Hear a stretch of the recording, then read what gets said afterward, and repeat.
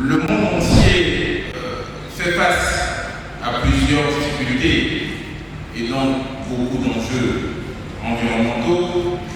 Et ceci a suscité le désir du comité d'organisation de la lutte du droit à mener des réflexions autour de la thématique des enjeux relatifs au financement des projets d'infrastructures énergétiques, mais également des enjeux environnementaux.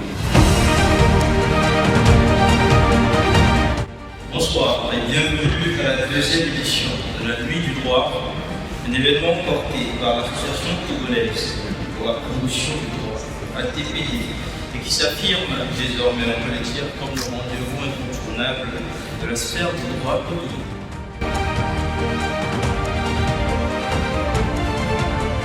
C'est la nuit, pendant la nuit, que nous pouvons nous apaiser. Je vous souhaite une excellente nuit du droit.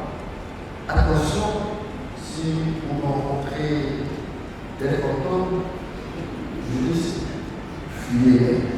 Cette nuit du droit, je l'espère, vous permettra d'explorer des idées novatrices, de débattre des enjeux cruciaux de notre époque et de proposer des solutions adaptées à nos réalités locales et régionales, solutions qui permettront de renforcer la dynamique que nous avons déjà amorcée. Aujourd'hui, la question c'est qu'est-ce que nous faisons à discuter des questions d'énergie. Il vous en souvient qu'il y a pas très longtemps, le Togo a connu l'une de ses plus grandes crises énergétiques. Aussi, nos vies étaient altérées par les coupures d'électricité et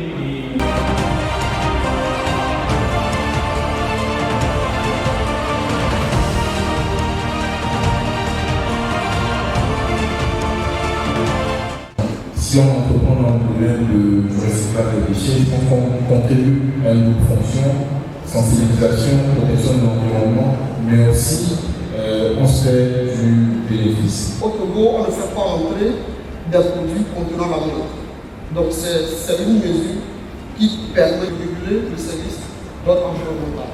Pour les solutions au réseau, donc on a déjà un exemple au Togo où il y a beaucoup de fonds qui sont mis en place pour pouvoir encourager la vente des kits solaires, des lignes réseau.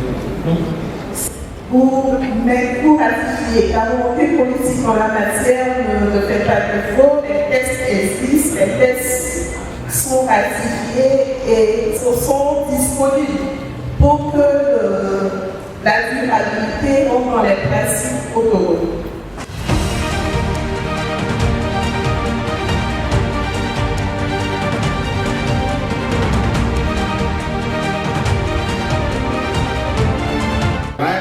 Actuellement fait un travail impeccable en mettant en place déjà une loi dès le 18 août 2018, une loi qui cadre un peu le secteur des énergies renouvelables, qui donne des directives, des guides, ce qu'il faut faire, ce qu'il ne faut pas faire sur le secteur des énergies renouvelables. Imaginez le financement des ressources énergétiques durables. Qu'est-ce qu'on peut bien faire avec ce concept si la banque ne nous accompagne pas? Ça veut dire qu'il faut inventer de nouvelles formes de coopération pour permettre à toutes les parties prenantes de se comprendre et de travailler main dans la main pour la réalisation de cet objectif commun qui est celui de la limitation du réchauffement planétaire. Bon, je suis heureux encore une fois que nous avons la lutte du droit et je salue l'initiative. Et pour cette deuxième édition, vous avez choisi un thème central qui est l'immigration.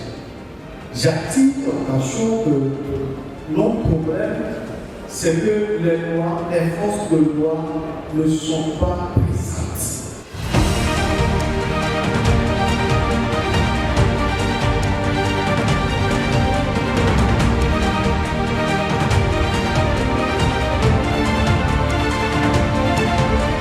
Le banquier, ou alors lorsque nous avons un pool bancaire, qui doit pouvoir financer un projet, sa première préoccupation c'est est-ce que je serai remboursé?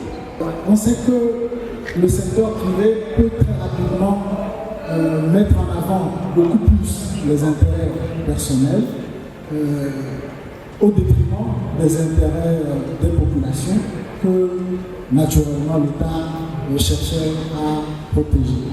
Ce qui veut dire que tant qu'on n'aura pas les éléments qui prouvent que l'emprunneur a véritablement la capacité de se lancer sur le projet, il ne pourra pas faire le décaissement, il ne pourra pas avoir le premier tirage. Même si l'avocat n'est pas législateur, il ne faut pas oublier que l'avocat apporte sa pierre à l'édifice pour pouvoir bâtir la législation ou en tout cas les lois adaptées.